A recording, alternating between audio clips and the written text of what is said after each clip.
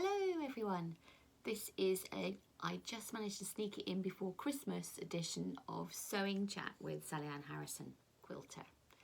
You can find me on sallieannquilts.com, you can find me on Instagram and Facebook as Sallieann Harrison Quilter.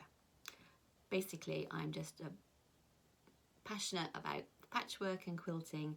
It's something I've been doing for 20 years. It is a bit of an addiction, as you can probably see from behind me. Anyway, how are you all doing? The lockdown thing seems to be going on and on and on. Yeah, I feel like I just never get out of the house at the moment. But I mean, it's the same for everybody. At least I'm staying inside and I'm keeping safe. The only thing I do is, we get all our food delivered, but I am still doing my sewing street shows. So I drive up once every 2 weeks to the studio in Birmingham and do the show. But I mean, even there, they've taken it very seriously, and you get your temperature taken and hand sanitizer and everyone's masked, and they've actually cleared the office completely of any staff. So generally it's just me and whoever's the presenter, and then I drive home. So that is my life experience at the moment, is a very small world, and I would imagine it's the same for a lot of people. Anyway, it's nearly Christmas. It's the 23rd today. And I was going to just do a quick roundup of things that I've been sewing recently to share with you. So, one of the big things that I've developed is I actually have a sew-along. So this is my first ever sew-along, and it's going to be, starts in January, on January the 1st, and it's the group called Sweetie Club Quilts. Here is the first quilt. So this is the first quilt, and I'm calling it Parma Violets. So each month there will be, for 6 months, there will be a sweet themed quilt. So this is Parma Violets, and I'll let you know that the next one is Fruit Pastels. So each quilt is designed to teach you a different technique, a different skill. Club is suitable for beginners and intermediates, and in addition to the pattern that you get each month as a PDF download, there will also be some video instruction and a little Facebook group as well, so we can cheer each other on and share the quilts that we've made as we go along. So I'm really looking forward to doing that. It's something that I've wanted to do for so long, and I haven't ever been brave enough to put it out there. And so with the new website, I actually braved it. I must admit, the day that I braved it, I was terrified that no one would sign up. But we've actually got 150 people signed up already, which is amazing. I'm so grateful. I mean, I was just kept on thinking, you know, what if nobody signs up? But here we are, 23rd, it's been live for a month, and I've got 150 people who will be making the 6 quilts with me. So that's going to be seriously good fun. Oh, and I forgot to mention there's a limited number of kits as well, and there are a lot of people like to buy something as a kit. So the first kit was for the Parma Violets quilt, and it sold out within 48 hours. The next kit will go live in the middle of January for Fruit Pastels, and again there will just be a limited number, 20. I must admit, I find it really difficult to put kits together. I just don't have the room. It's already taken up by all this sort of thing behind me. Anyhow, if you want to join us, please do so. It's on the website. It's £24 for the 6 months. So that's 6 patterns, 6 videos, and a group. So, yeah. Okay. Moving on. She disappears. One of the things that I did recently, I haven't posted for a long time because I've had a bad back. And I've been on painkillers and physio and that sort of thing. But I'm over it now, and I've adjusted the way that I do things. One of the big things I've done is I don't ever sit down anymore when I actually use a laptop. I stand up. And that seems to have made a huge difference.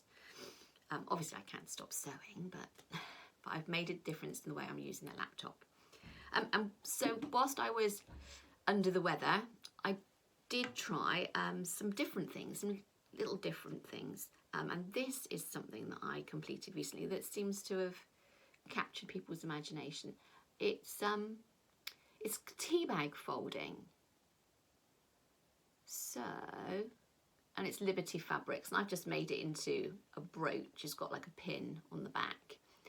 But basically you take circles of fabric, and what I've done is I've used, I think I used heat and bond between 2 layers of fabric. So in this case it was pink and a little bit of Liberty fabric cut as a circle, and then it's got Bonder web between the layers. So it's pink on one side and the Liberty print on the other side. And then I've taken each circle and folded them to create the petals. I don't know if you can see there. Yep. So I've just folded them and I've sewn them together. I don't know if you can see if I can in between the petals. But if you put in something like teabag folding on YouTube or in Pinterest, it will actually give you a complete breakdown. So it's very easy to do. And then I must admit, to cover up, I had a little bit of a hole in the middle. I put a button in the middle. Now you could use this, it's a bit big for a brooch, but I don't know, on a coat it would probably work. You could use it lots of different ways. You could put it on a cushion, or you could put it on the top of a box. That would look good, especially if you could get a circular box that you cover. Would make a lovely gift. I don't know if the light's catching it in a bit of a weird way there. There we go. Anyway, it's an idea, and it was really good fun to make, and it came out surprisingly well. So I thought I'd just pass that one on. Something else that I've been working on is I've just been making a few. I belong to a Facebook group called Bowtie group, or Bowtie, and it's focused on the bowtie block. But this bowtie block is, I really like it because, I don't know if you can see, so most of the ladies in the group are actually hand piecing. That's not quick enough for me. So I'm machine piecing them. But I like the fact that it's a lot of, there's another bow tie block where you actually, this is actually in, what's the word I'm looking for? It's 2 squares with half square triangles in the middle, whereas this one has a complete solid band in the middle of the bow. If I show you the back. So yes, the piecing does involve Y seams, but it's fun to do, and it makes a cute little block, and once you get going it is quite addictive. So there's one I've made, and I'll show you, I've got some pieces here so you can see. So basically you need to actually mark the back of all your pieces. So I'm using a template, I'm marking the back, and I'm marking the pivot points, which are vital to actually create the block. So you would need 2 pieces like that, a centre, and then 2, sorry the light's catching it again, 2 pieces like that, a centre, and then 2 cream pieces to make the block. And the lines that I'm drawing, I'm just using a Frixion marker, or you could use a pencil. But the most important bits are not so much the 1/4 inch, but actually the pivot areas where you stop with the needle down. So I'm using the same machine which stops with the needle down at that point every time. So I've made a series of those. So I showed you this one, and then this one. And again, the back is in particular interesting because of the way that you can actually flatten it out, all those little folds. And then comes the question of how you're going to put them together. Now, this sort of thing you can look at on Pinterest. My goodness me, the mind boggles. I went on Pinterest, what can I do with my bow tie blocks? And there are lots and lots of different settings. And I also have an app on my phone called Layout. So I took a couple of settings, different settings, and I started playing around with them. And I must admit, by error, so I did set them out one way, set them out another way, and then I put them into the layout tool, and by error I actually mixed the two. And when I mixed the two, I was astounded. It made such an interesting looking quilt. So I am using two different layouts in my bow tie quilt in a 9-patch sort of design. So I think I've got one, so there you are, there's one on the wall behind me. So that is 6 by 6, and I'm going to make 9 of those 6 by 6 to make a square quilt. But instead of them all being that design, the other design I'm using is this one, which I think is pretty cool. So it's going to go design like the one on the wall, then this one, then another one like the one on the wall to make the top row, and then the middle will be one of these, one on the wall, another one of these, and then the bottom will be one of those, one of these, one of those. Does that sort of make sense? So it's a glorified 9-patch setup, but it creates such depth. I was blown away. You know, it's just like one of those happy accidents. It's like, yeah, if I combine it that way, the depth it creates with the different patterns is quite astounding. So yeah, so that's what I'm working on. So it's generally early morning sewing. I don't know if anybody else does that. Sometimes I do a little bit of early morning sewing for an hour, and I'd make some of these, and I'm cutting them from scraps and little bits of different cream background. But yeah, if you wanted to search it out on Facebook, it's called Bow Tie Group, or Make Bow Ties with Us. So that's going to be ongoing, I think, for a while. I did also get round to making another book. I am addicted to making these books, I must admit. I am selling a few of them now, but I just love making them. It's such a small little project, and I was suckered in on this one for the bingo card idea. Again, I saw this idea on Pinterest. I actually looked for a template on Etsy and downloaded it to some onto, you know, the fabric paper that you could buy to go through your printer. So you can download any image that you can get on your computer. You can actually download onto fabric through a home printer. You don't need anything special to do that.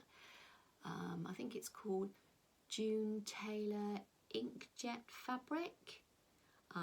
You can just put it through a home printer, and once it comes out the other end, generally you have to set it with a hot iron, and you can wash it as well, so it's, you know, it doesn't come out basically.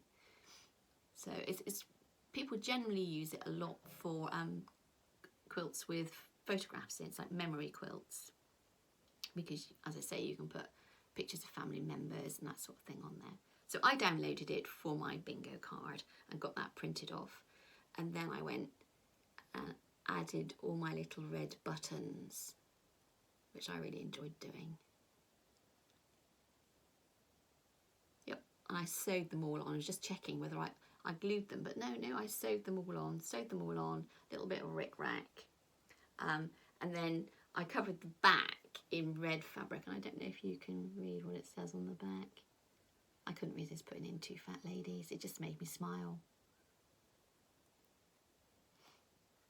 So these are made with a little bit of, I think I used a little bit of very thin batting, and that's what they're like on the inside. So it's just plain paper in these ones. I mean, you could use it to put anything you wanted in there. And there's the back. I'm getting quite a bit of glare off that light, aren't I? There we go. Yeah, so, and then I've just got a couple of pieces of ribbon as a way of doing it up. Ooh. And a vintage button. Yeah, so yeah, another book. Honestly, it's getting prolific. It's getting a little bit daft. Okay. moving on then, one of the other things that I've done recently is I have been working on a quilt, like a scrap quilt design, which was originally from the Temecula Quilt Company. And I have combined that with a piece of tapestry, which people have raised eyebrows over. Yeah, perhaps it's not the thing to do. So I have, and I'll show it to you in a second, I have a quilt which is lots and lots and lots and lots of pieces, inset with a tapestry, which I completed in the middle.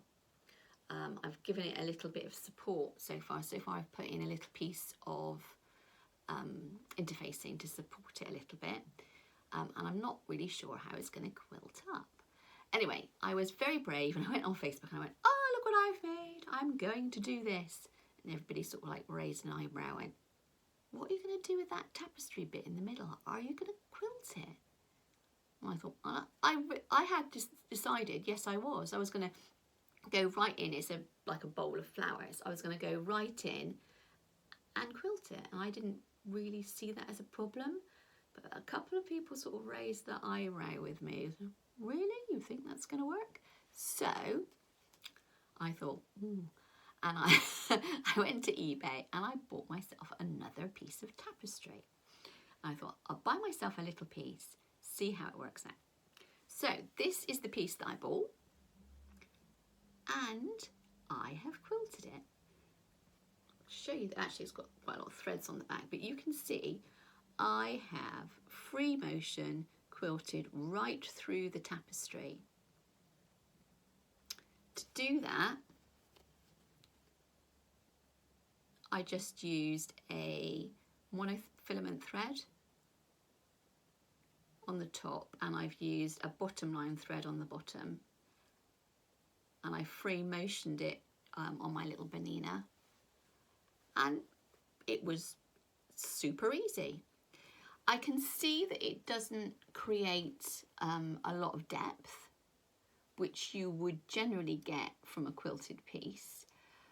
But on the other hand, what I need to think about is I couldn't, in my bigger quilt, which I'll show you, in my bigger quilt, I couldn't not quilt the middle and then quilt, you know, around it, because you need to have the same sort of density throughout a finished piece.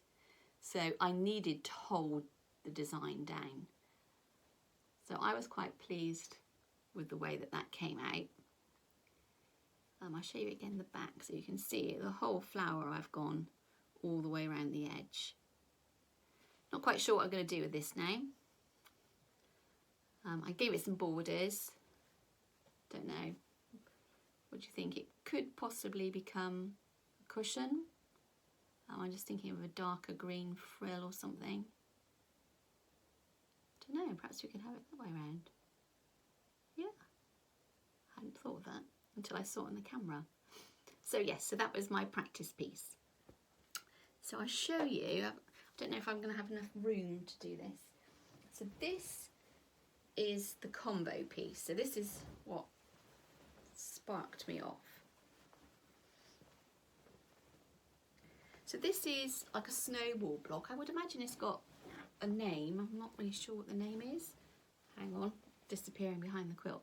So, almost like a snowball block, scrappy, lots of fabric, Civil War fabrics generally, creamy coloured backgrounds, positive, negative effect. Not my idea. It was a sew along with the Temecula Quilt Company. And I've been doing it on and off, on and off, on and off for quite some time. So that's what I've got around the edge. And this is the tapestry that I have inset into the middle. I might have to move back, I don't know. Can you see? Oh, don't think I've got it around the right sort of way either. See if I can. Oops. There we go. So that is the tapestry that I put in the middle. I've bordered it as well. I bought it unfinished on eBay and I had to finish it, so I finished the edges But I was really pleased with the way that the colours, oh, there you go, there's an angle, the colours work with it. It seemed to really fit. So I'm going to try and go along the same sort of idea, that I'm going to free motion this in place. I've given it a little, as I said to you, a little bit of interfacing. So here's the back. Can you see I put, because of the jump between the tapestry and the border, because it's sort of heavier weight here, I've tried to equal the weight a little bit by giving that some interfacing, making it a little weightier to make it sit better. And it seems to be quite happy with that. So all I've got to do now is layer it up. I am a spray baster all over, love spray basting. So saying that, I wouldn't spray baste anything over 70 inches square because you can't really get it flat enough. So, but most of my quilts I spray baste, and I will be spray basting it probably with one of my boys over Christmas, because they've basted a lot of quilts with me. Always, as I say in the classes that I teach, always spray baste with a friend. So you need to sort of like do it in halves. There's lots of videos on YouTube, but yeah, if there's two of you and you can do half and then replace half and then the other half and replace the other half, it works out much better. And then you also, obviously, you smooth your quilt from the middle.